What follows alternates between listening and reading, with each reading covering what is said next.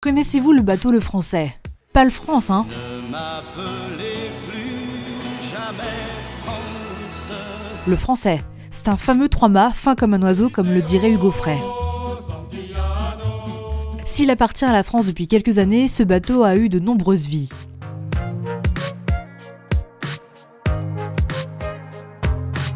C'est le capitaine du bateau, Olivier Meignier, qui nous raconte l'histoire du trois-mâts. Le Français, il s'appelait à l'origine Casquelotte, ce qui veut dire cachalot en danois. Et en fait, c'était ce qu'on appelle un Baltic Trader, c'est-à-dire un bateau commercial de la Baltique.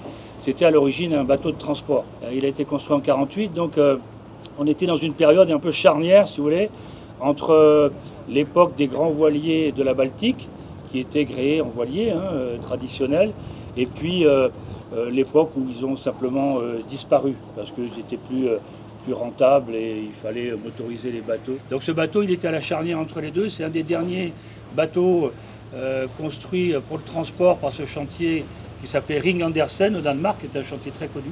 Il a fait du transport donc essentiellement au Groenland, puisque dès son neuvage, en fait, il a été racheté provisoirement par le gouvernement danois, qu'il a recédé aussitôt à la compagnie d'État, qui avait l'exclusivité du commerce avec le Groenland.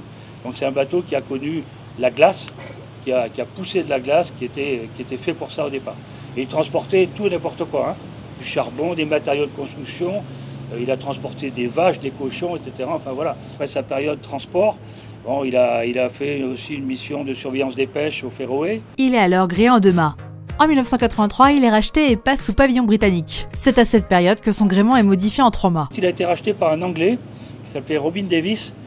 Et lui, il était un peu spécialiste de l'affrètement de ce genre de bateau pour des films, pour le cinéma. Donc ce bateau, qui s'appelait donc Casquelotte à l'époque, il a été utilisé dans une douzaine de films.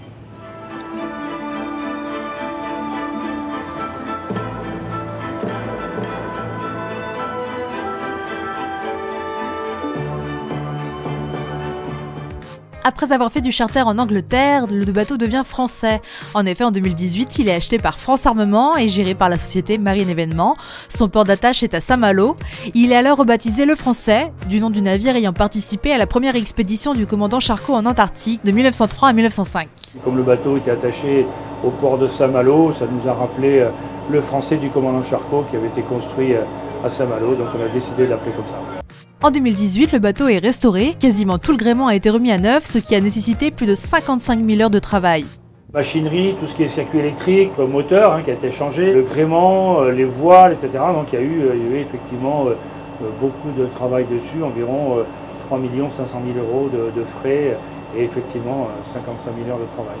Depuis sa restauration, le Français a participé aux activités de l'association de grands voiliers écoles, mais aussi de témoins polaires, et il participe activement aux grands rassemblements de vieux gréements comme la Semaine du Golfe. Allez capitaine, pour finir la vidéo, résumez-nous le bateau en chiffres. En gros, il a 1000 m² de voile, donc c'est un trois-mâts barque. Le bateau est construit en chaîne à double coque, donc c'est 450 tonnes de déplacement, un moteur de 500 chevaux depuis une douzaine d'années.